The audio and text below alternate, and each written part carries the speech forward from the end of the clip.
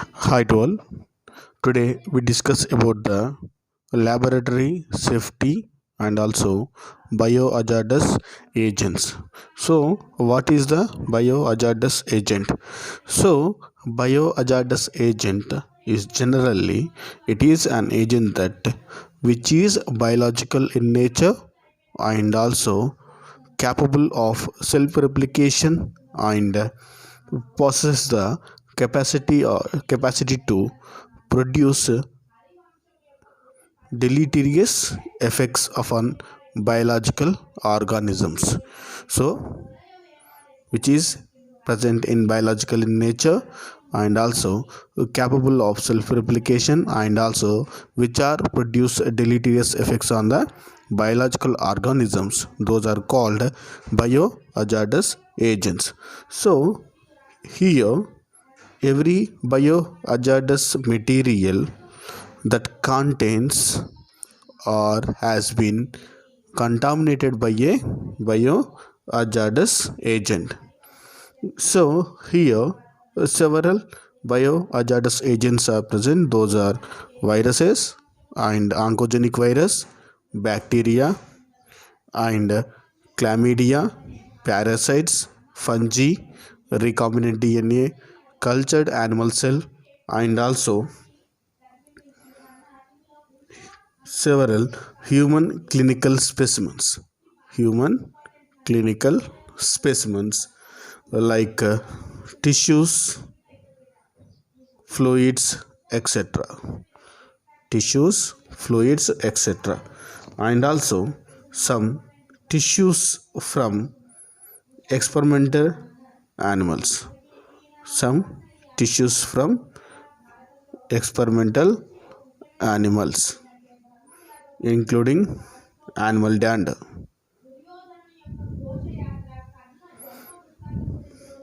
So here when we are using when we are practicing with these biohazarding agents, we must follow the several procedures and also the practices are completely outlined with in the section of biosafety level criteria.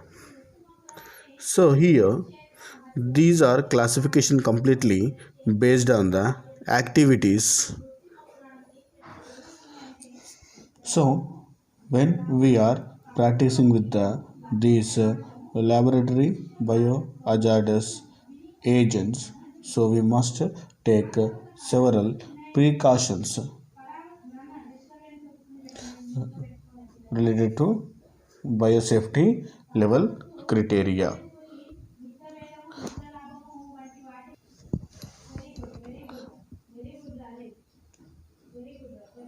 And also here when we are working with these biohazardous agents materials, so here the primary importance that procedures are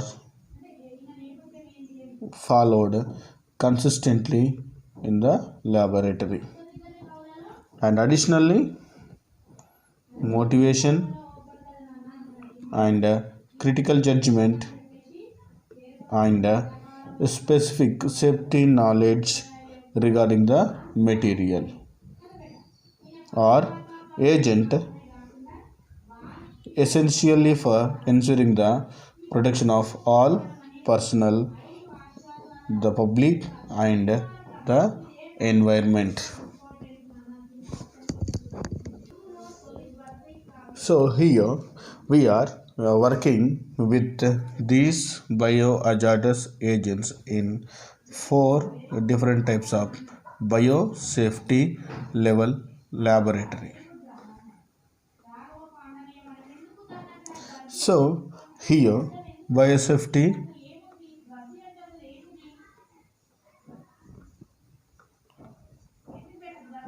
level 1 and biosafety level 2, biosafety level 3 and biosafety level 4. So these four different types of laboratories we are using for activities involving working with the infectious microorganisms. So biosafety level 1. So this biosafety level 1 means BSL1 laboratory is suitable for work with the well characterized agents only. It is suitable for well characterized agents only. So which do not cause disease in healthy humans who are working in the laboratory 1. Those are not cause any types of diseases to healthy humans. So here this laboratory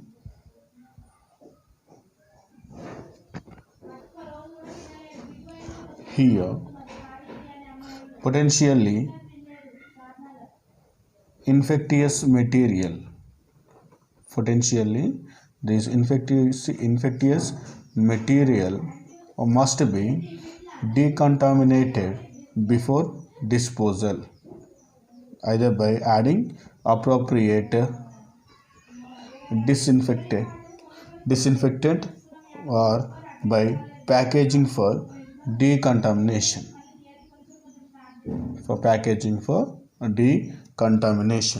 So potentially infectious materials must be decontaminated before disposal, and also either by adding appropriate disinfectant or by packaging for decontamination elsewhere. So personal protective equipment only required for circumstances. Personal protective equipments is only required for circumstances where personnel might be exposed to hazardous materials. In those places personal protective equipment is required, and this BSL1 laboratory must have a door which can be locked to limit access to the lab, and also this level biosafety is appropriate work with the several kinds of microorganisms including non-pathogenic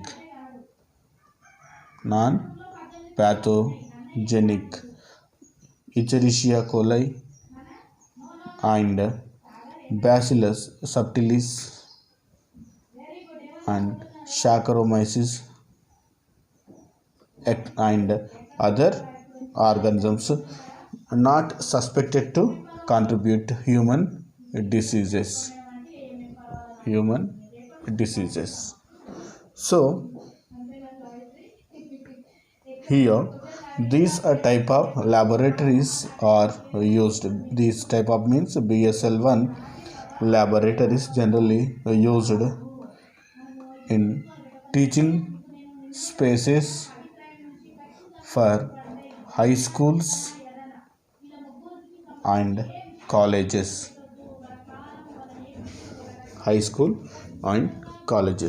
Biosafety level 1 lab. So in the biosafety level 1 laboratory is suitable for work well characterized agents only, and also here practicing with which do not cause diseases in healthy humans, and also here the potentially infectious material must be decontaminated before disposal, either by adding an appropriate disinfectant or packaging for decontamination elsewhere, and also here must be a personal protective equipment when it is required, and also this laboratory works with several kinds of non-pathogenic microorganisms including Escherichia coli, Bacillus subtilis and Saccharomyces cerevisius and other organisms not suspected to contribute to human diseases. And also these type of BSL-1 laboratories are generally used in teaching spaces for high schools and also colleges. Second one, biosafety level 2. So at this level we have to take all precautions which are used in biosafety level 1 is also followed, and also some additional precautions we are taken in the biosafety level 2, and also it's completely differs from the biosafety level 1. Biosafety level 2 is completely differs from biosafety level 1. So here the laboratory personnel have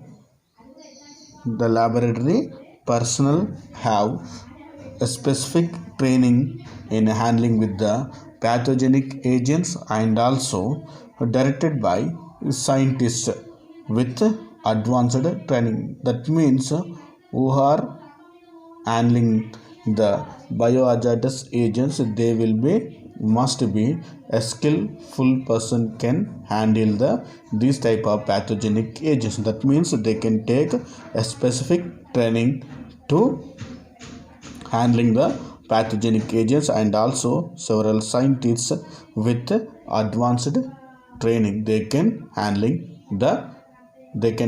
with this type of pathogenic agents.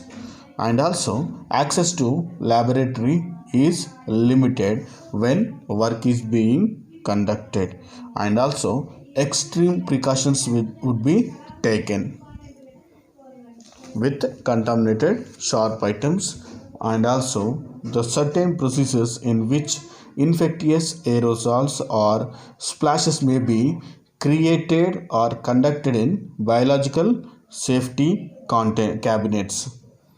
So certain procedures in which infectious aerosols or splashes may be created or conducted in biological safety cabinets. So this biosafety level 2 is suitable for work involving agents with various microbes, that means which are causes a mild diseases to humans like hepatitis A, hepatitis B, hepatitis C, HIV and several pathogenics like Escherichia coli and also Staphylococcus aureus and also Salmonella, Plasmodium falciparum. So biosafety level 2 means is this level we have to take all precautions which are used in the biosafety level 1, and also additional precautions also taken. This laboratory personnel have specific training in handling these pathogenic agents and also directed by the scientist with advanced training, and also access to the laboratory is completely limited when work is being conducted, and also extreme precautions are taken with contaminated sharp items, and also certain procedures in which infectious aerosols or splashes may be created or conducted in biological safety cabinets. And also here we are work with the various microbes in BSL lab 2, work with the various microbes which are causes mild diseases to the humans like hepatitis A, hepatitis B, hepatitis C and HIV, and several pathogenics like Escherichia coli, Staphylococcus aureus and also Salmonella, Plasmodium falciparum, etc. Next one, BSL-3 laboratory. So biosafety level 3 laboratory appropriate for working involving with the microbes which can cause inhalation route. Okay, so it is work involving with the microbes which can cause serious and potentially lethal diseases through inhalation route. So this type of work can be done in the clinical diagnostics, teaching purpose and research purpose, and also production facilities. So here the entrance of the laboratory must be separated from the areas of the buildings with the unrestricted traffic flow. That means this BSL3 laboratory is completely separated from the areas of building with unrestricted traffic flow. And additionally here the laboratory must be behind two sets of self-closing doors. Two sets of self-closing doors. So why we are using self-closing doors means it can reduce the risk of aerosols escaping. And also the construction of laboratory is such that it can be easily cleaned. And also carpets are not permitted inside the laboratory, and it is commonly used for the research purpose and also diagnostic work involving with the various microbes which can be transmitted by aerosols and cause severe diseases. These are includes like mycobacterium tuberculosis and another one Francisella tularensis. Biosafety level 3 laboratory is appropriate for work involving with the microbes which can cause serious and potentially lethal diseases via the inhalation route, and this can be done in the clinical diagnostics, teaching purpose and also research purpose. And the entrance of the laboratory must be separated from the building with unrestricted traffic flow. And also here the laboratory must be behind two sets of self-closing doors.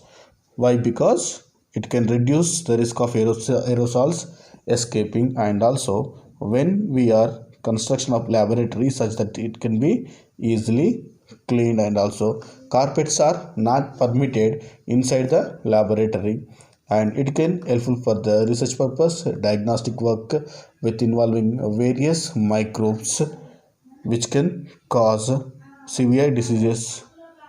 And also the agents are like mycobacterium tuberculosis and also Francisella tularensis. And the next one, BSL4 laboratory. So BSL4 biosafety level 4 is the highest level of precautions. So here and also we are working with the agents could easily aerosol transmitted within the laboratory and cause severe fatal diseases to human beings, for which there are no available vaccines or treatments. So in the BSL4 laboratory, the practices with the different types of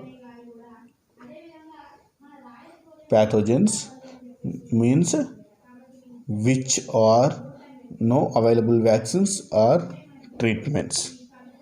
So in order to exit the BSL4 laboratory, the personnel must pass through the chemical shower for decontamination purpose, and it is completely restricted to trained and authorized individuals only. And also all persons entering and exiting the laboratory must be recorded. And these type of laboratories can be used for the diagnostic work and also research purpose on easily transmitted pathogens which can cause a fatal diseases.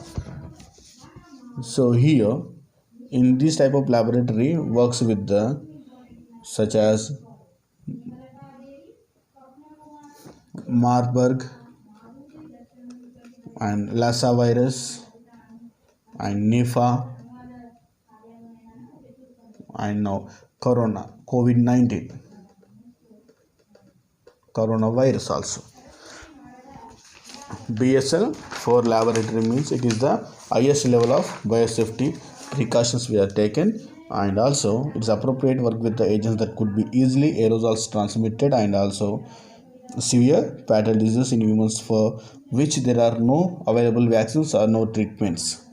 And in order exit the BS4 laboratory, a personnel must pass through the chemical shower for the decontamination purpose, and also then a room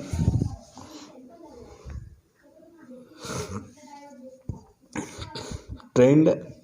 This entry into the BSL4 restricted to trained and authorized individuals only, and every person entering and exiting the laboratory must be recorded, and biosafety level 4 laboratories are used for the diagnostics work and also research work on easily transmitted pathogens which can causes severe fatal diseases, and mostly here works on Marburg and Lassa virus, Nipah virus and coronavirus, etc. And the next one, LAI, lab acquired infections. Lab acquired infections is also called as occupational illness, or it's also called as laboratory associated infections. LAI means laboratory acquired infections or occupational illness or laboratory associated infections. So these LAIs can arise in clinical laboratories as well as animal facilities, R&D and production installations. In sometimes it is difficult to determine if a discovered infectious workers disease caused by microorganisms that it is present in the laboratory only or also in the community. So these LAs are also of public health concern. Public health concern, as an infected worker may present a risk of transmission to his colleagues, relatives, family members or other citizens. So here the definition of bioincidents.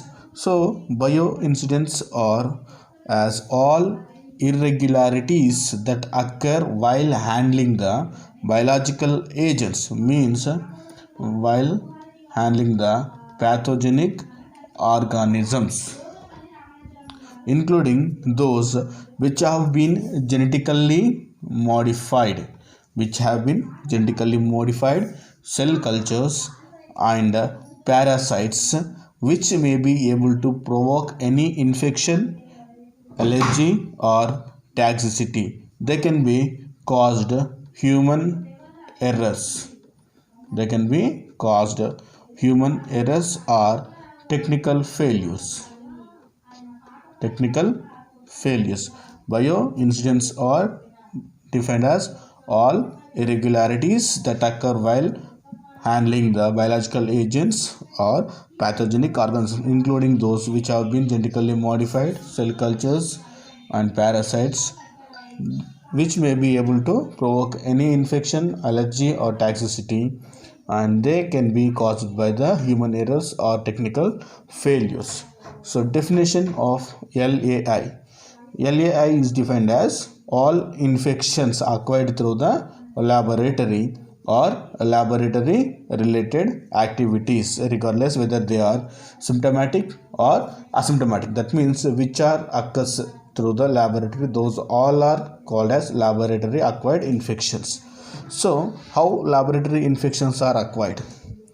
So these LAS are resulting from the occupational exposure to infectious agents. The most common route of exposure and accidental inoculations are following, like inhalation means second one, percutaneous inhalation like a needle and syringe, cuts or abrasions from contaminated items, and animal bites.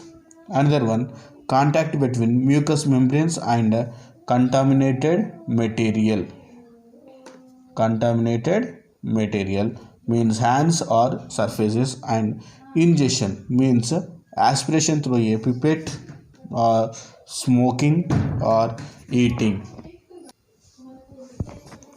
So how laboratory infections are acquired means this occupational exposure to infectious agents like inhalation process and percutaneous inhalation, needles, syringe, cuts or abrasions from contaminated items and animal bites, and contact between mucous membranes and contaminated material, and also ingestion, aspiration through a pipette or smoking and eating. It's all about the BSL1, BSL2, BSL3, BSL4 and safe laboratory practices. So safe laboratory practices means when we are working in the laboratory, what type of precautions we have to take in. So we have discussed here. So primarily, so we know about the chemicals and hazards associated with your laboratory, means what type of chemicals and what type of hazards will be present in the laboratory we have to know primarily, and know what to do in different emergency situations we have to know. For example, if any emergency will be occurs in the laboratory, what we have to do primarily, we have to know that, and wear personal protective equipment in regularly, and also safe practices for working with chemicals, and do not wear contact lenses around chemicals, fumes and dust particles,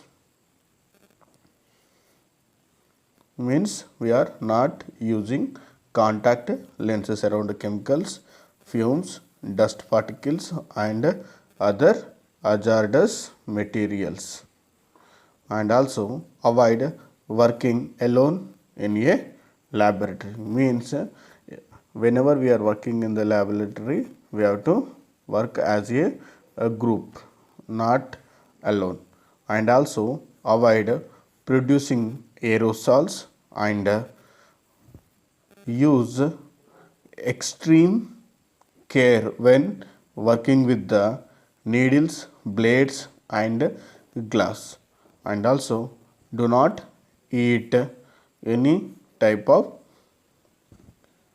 food materials or drink or use tobacco products in the lab, means we do not eat in the laboratory or do not drink water or something else, and we do not use any tobacco products in the laboratory, and do not mouth pipette, and clean contaminated equipment, clean contaminated equipment and spills immediately, okay, and avoid contaminating mercury spills immediate, avoid contaminating equipment with mercury, and also clean mercury spills immediately, and do not allow the children in the laboratory while we are working, and keep laboratory doors are closed every time, and decontaminate all affected equipment, and also avoid using dry ice in enclosed areas. So this dry ice produce elevated carbon dioxide levels. That's why we are avoiding this dry ice in enclosed areas. So safe laboratory practices means know about the chemicals. That means what type of chemicals are present in the laboratory and what type of hazards are present in the laboratory, and we have to must know the what to do in different emergency situations. And also every time whenever we present in the laboratory, we must have personal must wear personal protective equipments, and also safe practices for working with the chemicals, and do not wear contact lenses around chemicals, fumes and dust particles and other hazards, and avoid working alone in a laboratory, and avoid producing aerosols, and use extreme care while working with the needles, blades and glass, and do not eat or do not drink or do not use any type of tobacco products in the laboratory, and do not mouth pipette, and clean mercury spills immediately, and do not allow the children in the laboratory while we are working, and keep laboratory doors are closed, and decontaminated all affected equipment, and avoid using the dry ice in enclosed areas. So why? Because this dry ice elevated carbon dioxide levels.